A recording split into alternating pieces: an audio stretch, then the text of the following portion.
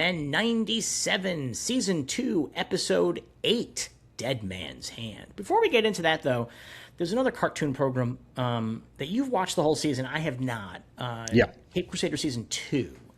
And I like what I've watched so far. It feels more adult than the previous season.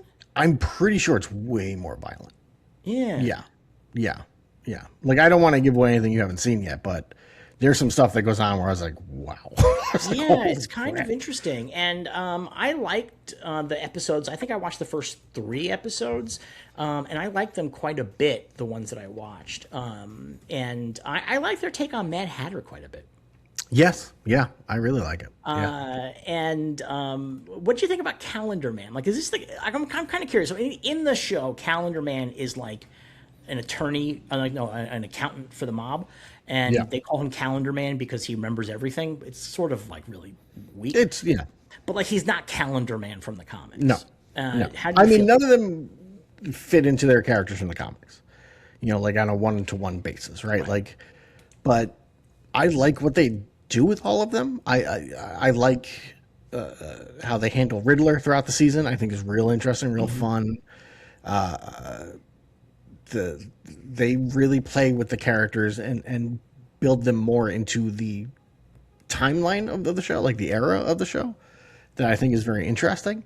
And having watched the entire season, I thought it was great. I was like, wow, like, especially this is the kind of thing watching it where I was like, I really, really hope whatever they do with Batman in the DCU, they're looking at stuff like this where it's like, okay, in this episode, he's fighting the mob. And the next episode, I don't know, he's fighting a lady with a rocket ship. And then like mix it up, make it like go the full way with it. And even though the show is quote unquote, grounded, gritty, whatever, they do some weird, like, I'm trying not to spoil stuff. There's an episode. I don't think it's grounded. I think it's pulp. Yes. It's pulp, like, which means that there can be like a guy that turns into a monster, like, but it's not going to be modern superhero stuff. It's going to be pulp stuff. But like, there's an episode that you haven't gone to yet with the Spectre, and their version of the Spectre is awesome. I was like, this is a great idea. Like, this is just a very interesting take on the Spectre, right? And it's really wild, and like the way that Joker plays throughout the whole season, and mostly in the backgrounds, I really loved as well. And then when you get to what Joker's whole deal is, it's crazy. And there's some implications that they skirt around, they hint at, that I was like, oh, this is a very different Joker than we've seen before. Yeah, I mean, what I've already seen of him in the show, like, he's like sort of shows up and stuff like that a little bit, is really interesting. What's really interesting is that he's German. And The Man Who Laughs is a German film. And that's where the design for the Joker comes from. And also, it's hard not to be like, okay, he's German. This is a show set between World War I and World War II. And he's doing a lot of stuff with gas. Yeah, that's really interesting. But I liked as soon as he started talking and he had a German accent, I was like, this fucking rules. Because that's really just a callback to The Man Who Laughs. And because Paul Lenny, who directed it, or Lenny, he's a expressionist filmmaker, and it's super fucking cool. Well, I think when you get towards the heavy Joker episodes, you'll see there's a lot more connections to him being German that are very interesting. Okay, I like what I'm seeing. I think that actually the animation is really good. Yes, I mean, one of my big complaints about X-Men is the same complaint I have about every fucking show that takes a lot of its cues from Japanese animation, which I think the animation sucks. I think everything seems herky-jerky to me. Always with these things. I always feel like you're not getting like the smooth motion of an action. You're getting 4 images of an action. What? I don't know why. Whenever I hear herky-jerky, I think of the Mr. Show herky-jerky man bit. And then I was like, and then all of a sudden my head was like, God, I wish he was doing that at January 6th. If you just saw him in the crowd doing the herky-jerky, that would have been amazing. I just find like a lot of that animation like very like stutter stop, and it's like because you're getting like it's like I mean, obviously all animation is still images in a row, but like the still images are like way more obvious to me in the stuff that's inspired by Japanese animation, and I think the Cape Crusader feels very fluid to me. I agree. And I quite like that. That's my preferred style of animation, is more fluid. So I don't think this is a spoiler, but it's my favorite thing in that you haven't gotten to in Cape Crusader season 2 is at one point there's a thing happening on TV and Batman calls Alfred. And it's like, Alfred, record what's happening. And Alfred just puts a camera in front of the TV and records it. I was like, that's great. I love it. That's how they recorded every TV show. I know, like, I love for it. Posterity, like back when they were doing live broadcast, they would literally put a camera in front of a TV screen at the studio and record it onto film. Yeah, and that's what he does. I was like, that's great. I love it. I love awesome. it. That's awesome. Yeah. All right, we open this episode of X-Men 97 with Rogue having a dream about being in Genosha, and she is not dancing with Magneto like she was last season. She's dancing with Gambit, and he turns into like a dead Gambit, and then he tells her some things are deeper than skin, and he turns her into one of him, sort of, and she wakes up like freaked out. And she's like really like deeply troubled, and everybody's hanging out in the main room because they're all at X-Corps now. So now we're in Genosha in X-Corps among the bones of the dead, and they're all playing cards, and which I like, by the way. I like that they're hanging out playing cards. Yeah. You know, you're not always going to do baseball. Baseball is like the default, or barbecue, but like cards is a great thing for people to do. Yeah, they're sitting around there playing cards, talking. Cards is really good in a movie too, because you can get character stuff out of a card game, like the way that they interact, the way they bluff, the way they do whatever. I think you can really get something very, very interesting. So, and then Scott says that Jean is cheating. Yes. That she's using her powers, and she says, "No, you just have obvious tells." Yes. And which made me wonder what his tells are, because you can't see his eyes. So I was wondering. But tells are other things, though. I know, but I was wondering what it is. Like sometimes people will tap their fingers, or like they like put their head at a certain angle. Like the real poker players the tells are not eyes. The tells are the entire body. So there's something physical going on there. Rogue is doing that thing that I used to do as a teenager. Like everybody's hanging out playing cards, having a nice time, but she's like feeling weird. She goes, "Oh." So the professor has to go, "Rogue, what's wrong?" What's wrong, my child? Oh, what? You're gonna fucking ruin our game. Everyone stop having fun. She's gonna like sort of spill the beans about this dream that she had, but all of a sudden the alarms all go off. And there before that, what? We got to cover this because I think this might be the most important thing in the episode. What's that? Nightcrawler and Beast are going head to head in the game, and Beast wins, and Beast quotes something, and then Scott says, "Save it for the book club," and they all laugh. Yes. It's not a good burn. No, it's not. It's weak. It's weak. No, I agree. It is really weak. Maybe it's like an inside joke. So the alarms all go off, and there is a military plane headed towards them. And they're like, "Hey, military plane, what are you doing? Like, this is our airspace." And they have a new defense system that they've set up, which is like there's like a shield of some kind. Electromagnetic net. Magnetic net or something like that. And the plane will not respond, and they're like, "Fuck, we have to open fire on these guys. This is very bad because this is like a serious military plane." And then like suddenly Cable's like, "Oh, hey, it's me," and it's like, I love thinking they're contacting the plane, and Cable's like, "Not yet." That's exactly what's happening. Yeah, gonna make this real dramatic. Yeah, exactly. Yeah. So it's X-Force, and they are like, "We got to show you guys something," and they land, and they have Apocalypse's corpse, and everybody's like, "Holy shit, what the hell is this?" And Jubilee pulls Rogue aside, and she goes, "I found this card at where we found the corpse, and it seems like Gambit killed Apocalypse." And they're like, "Huh, that's pretty fucked up." And they're like, "He must have brought Gambit back to life, and Gambit took him out," is what they sort of think. But the thing is that they're like, we have a discussion here about like, can Gambit be saved? And Archangel's like, "Well, you guys saved me, right?"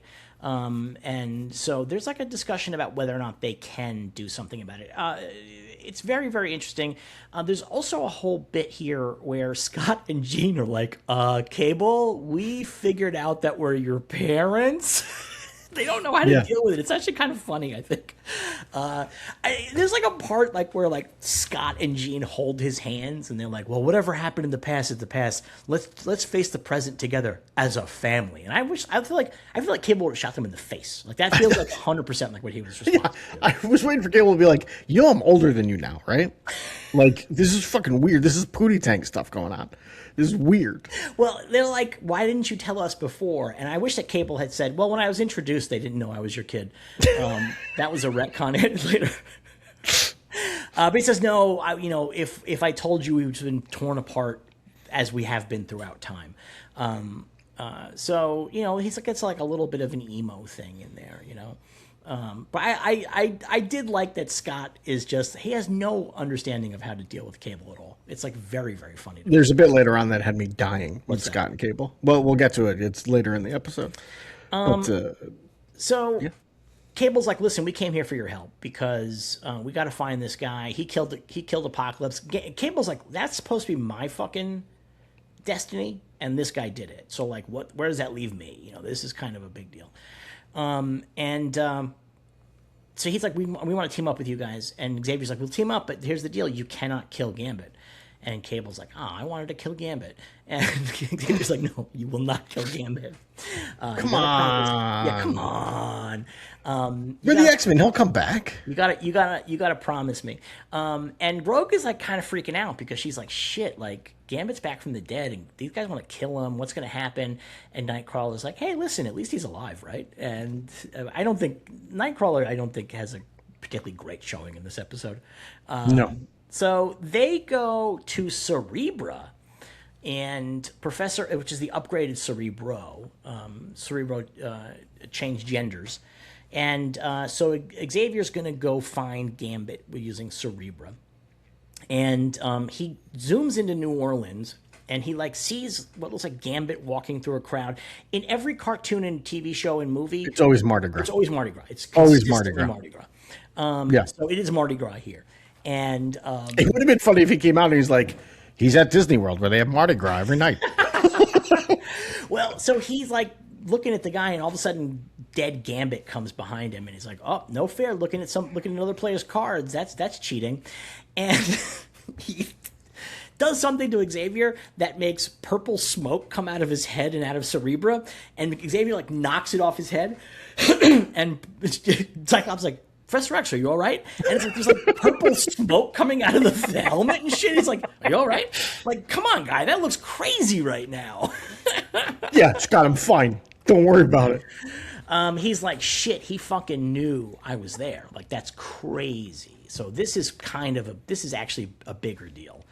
Down in New Orleans, we see there's a church in the swamp, and members of the Assassins and Thieves Guild show up. They each think that the other group invited them to a party, but they didn't. It turns out that it was Gambit. And so Gambit shows up like, "Holy shit, bro, you're dead." And he's like, "Not anymore." And he does some really cool stuff because his cards are tarot cards, and when he throws them, he can control them in the air. So he has them like at everybody's necks, like he's holding them like up, and he turns them into slaves, I guess. Like what? Like he brainwashes them or mind controls them in some way? Yeah, some way. Including the guy with the big shocked face mask? That guy looks really funny to me. So he does that. So now, meanwhile, the X-Men and X-Force are flying down to New Orleans. They're in Cable's plane. And this is when Cyclops and Jean try to like kind of talk to him, yeah. And because this is where he's like, "Listen, man, like this was my whole destiny, man. Like now I don't have this anymore." However, Cable's being a little bit sneaky right now. So they're having this conversation. They're hanging out, and all of a sudden, the Assassins and Thieves Guild show up on flying magic motorcycles. Before that, both Jean and Psylocke like feel something, and Psylocke's like, "There's people coming." But and then Jean cuts her off, and she's like, they have no thoughts of their own. And it's like, Jean, let Psylocke have her moment. Like, you don't need to interrupt her like that. That's rude. That's very rude. So they come on these magic flying motorcycles that are very cool. Like honestly, They look like Lobo's motorcycle. yeah, but they're like cooler than Lobo's motorcycle because in the movie I thought his motorcycle was like a little. Well, in the movie, his motorcycle was pretty bland, but in the they have comics, like his motorcycle was awesome. it's like Ghost Rider stuff. It's like blue flames coming Yeah. out of it and shit like that. It's very cool. They get on the plane and we have this fight, and it does not go well for our heroes. These guys are kind of kicking their asses, Yeah. and Gambit shows up on the plane and he corners Rogue, and she's like, Remy, I can't believe you're back. What's going on? And she's really upset, but she kind of knows that she can't just let him get away. So Yeah. her plan is that she's going to touch him and absorb him and knock him out. That's like what her plan is. And it doesn't work. Nope. And she's like, holy shit. And he says, some things are deeper than skin, which is exactly what he said in the dream. So it seems as though one of his power sets now is dream walking. We have this, he knocks her out. Nightcrawler shows up, and Nightcrawler tries to fight Gambit, but Gambit also possesses him pretty quickly. We get like a little bit of like Nightcrawler with the sword and shit, but like he's just not doing his best. He's not doing good. No. And Gambit's like, okay, we got Rogue, let's get out of here. And everybody, all those guys just fucking hop out of the plane onto their bikes and take off. And the plane is like fucked. And The plane is crashing, and Psylocke and Jean are trying to use their telekinesis to keep it up. yeah, And then Scott, this is the moment that killed me. Scott turns to Cable and goes, "We can do this together." And then Cable uses his telekinesis to try and keep it up. Scott's not doing a goddamn thing. that's what it got. What is this we? What is this we? I You're would have just liked- sitting there like an asshole. I would have liked if Cable's arm fell apart. Sure. Because he uses his telekinesis to keep his arm going all the time. And I Yeah. kind of would have liked that the idea that Oh, yeah. he's so focused on this that his arm fell apart. Yeah. I think that'd been really, really cool. That would have been like a really cool moment. But I like that this. was I like fun. this bit quite a bit. Like I liked like Jean, like the different colors of everybody's psychic powers. I thought Yeah, that was cool. great. Jean's is blue, Psylocke's is pink, and then Cable's is yellow. I do wonder if, as the plane is crashing, because the back of the plane, the back half of the plane has been blown off. Yeah. Jean is using her powers to create a like telekinetic version of the back half of the plane. Maybe that's not the important thing, is to make it look like the plane is complete. I mean, I think that what she's trying to do is that a lot of the steering shit happens in the back of the plane. And so they're crashing, and they do manage to sort of safely crash, Yeah. kind of.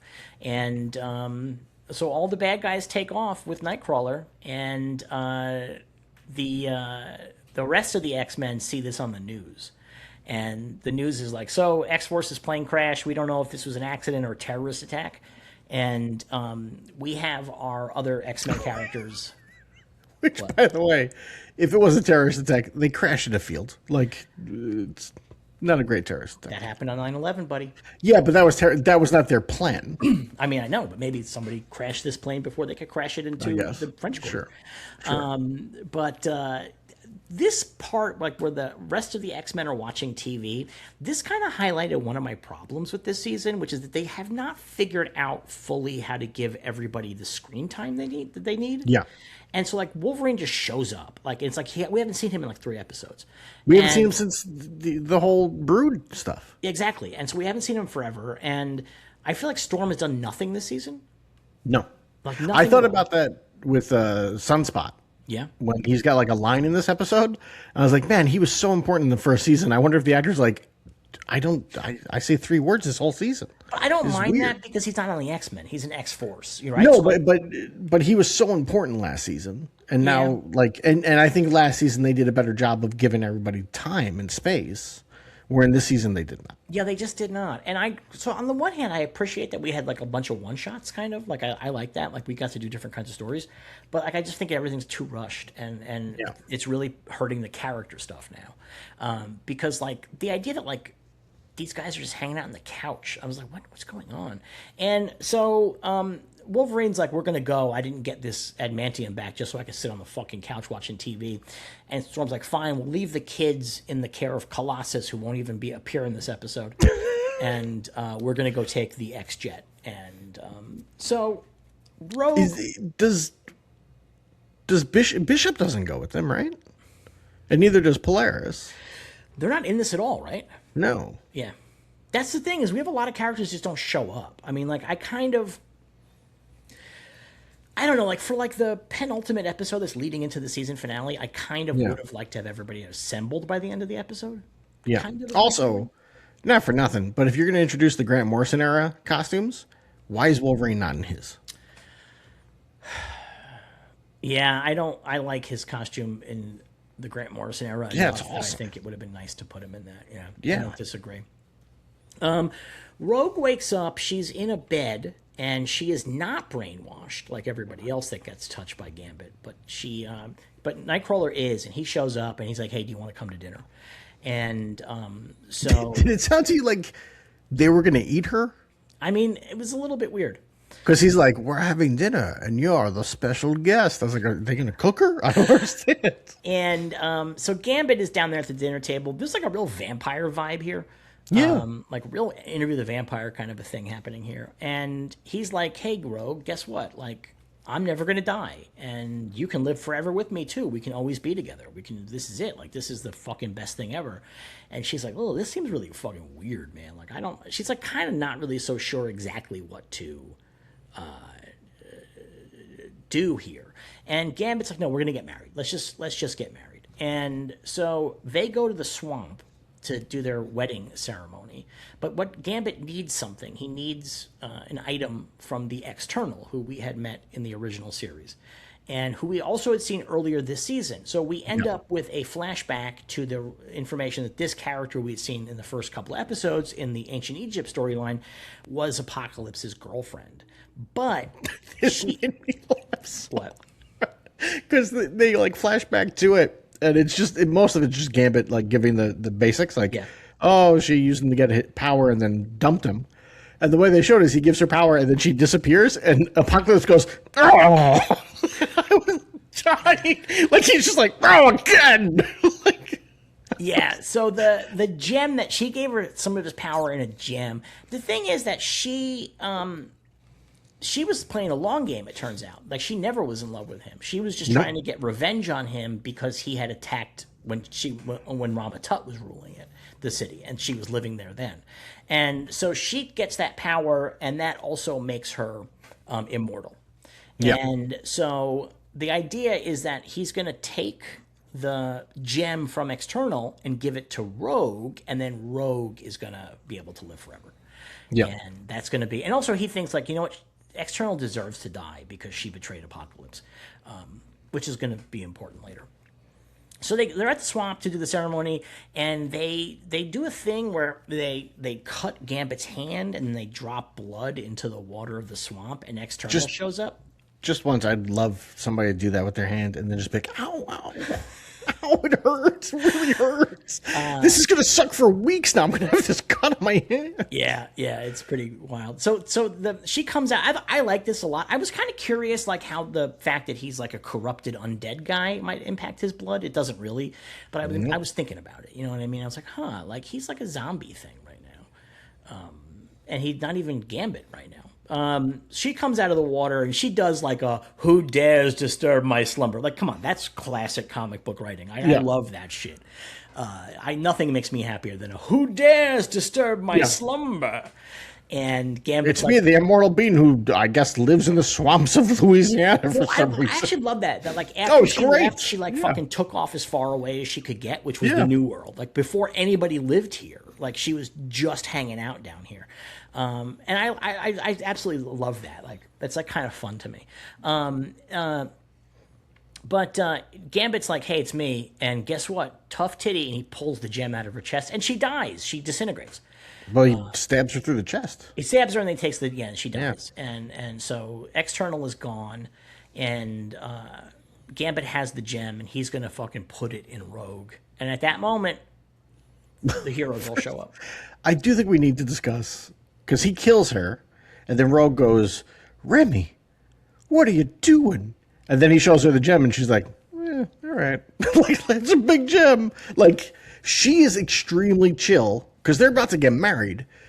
She knows that he's brainwashed or mind-controlled or whatever, Nightcrawler and these other people. She just watched him murder somebody, and she's like, all right, what are you going to do?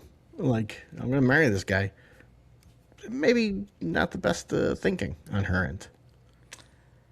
She's like in a weird possession. I kind of get actually where she's at, which is that her boyfriend, love of her life, died suddenly, and then he's back, and like so it's like one of these things where it's like, man, like how do I deal with this? Because I know that he's like kind of bad, but also that's why it's so important that Archangel was like, I was a horseman and you made me better.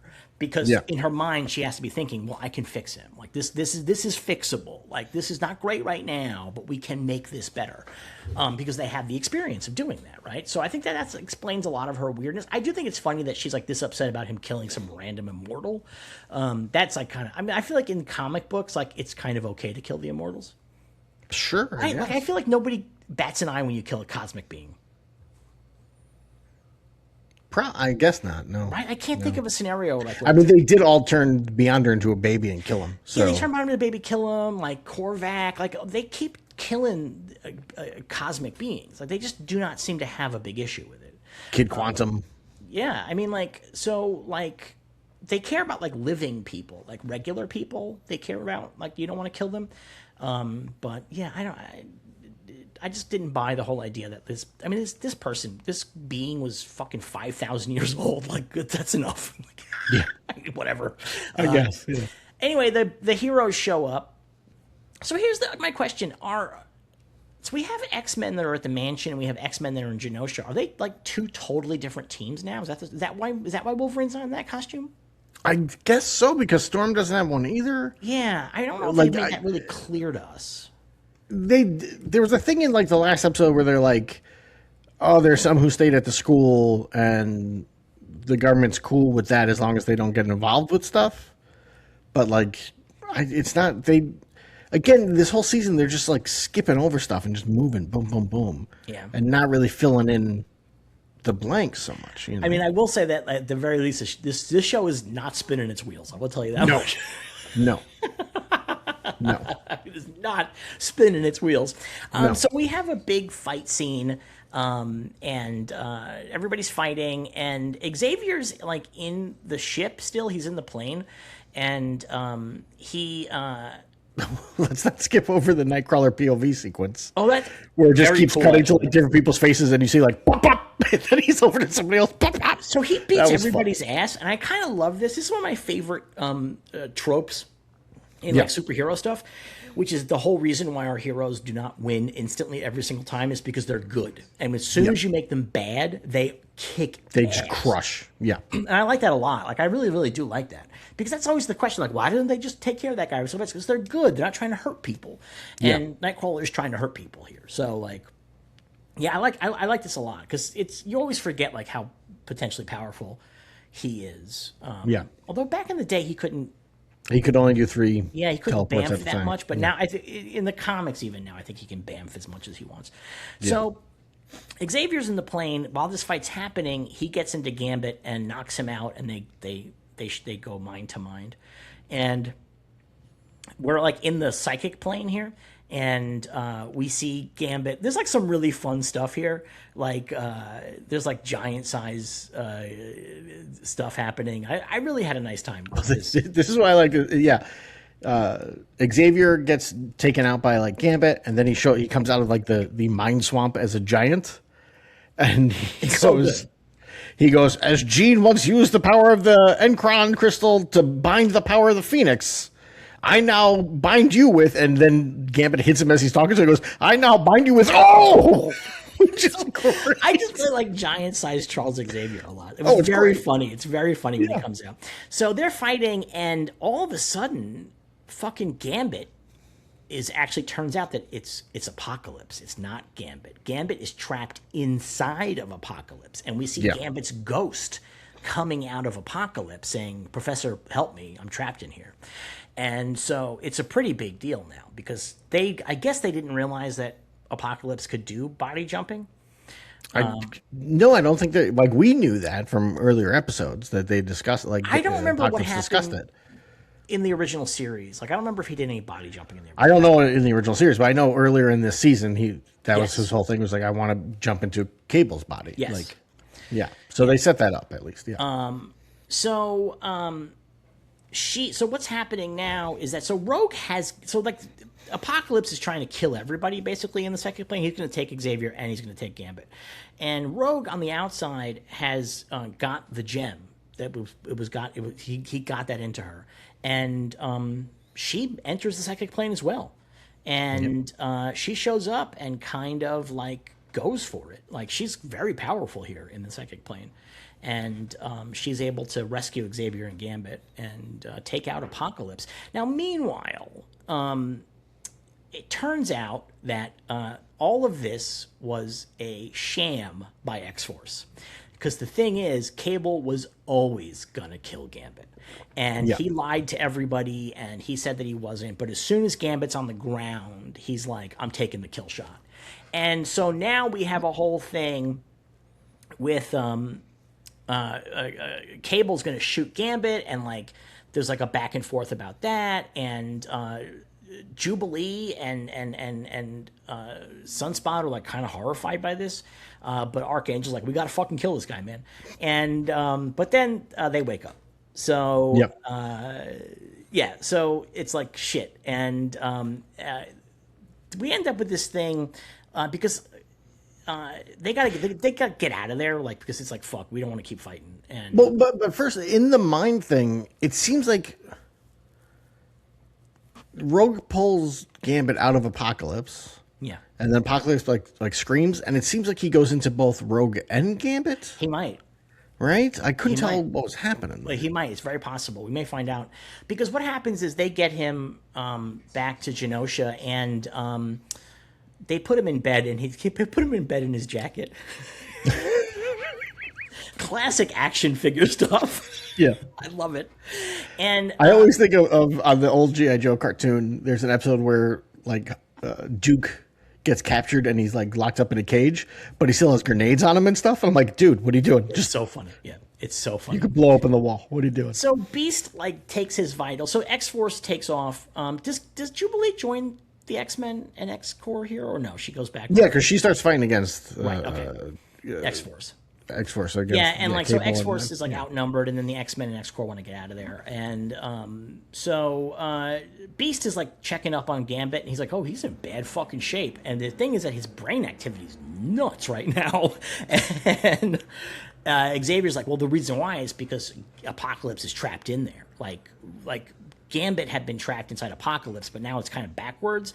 And but Apocalypse is gonna bust out. Like, he's gonna fucking really take over again. So we have to figure this out, because he's going to take over Gambit totally, and we'll never be able to get him back.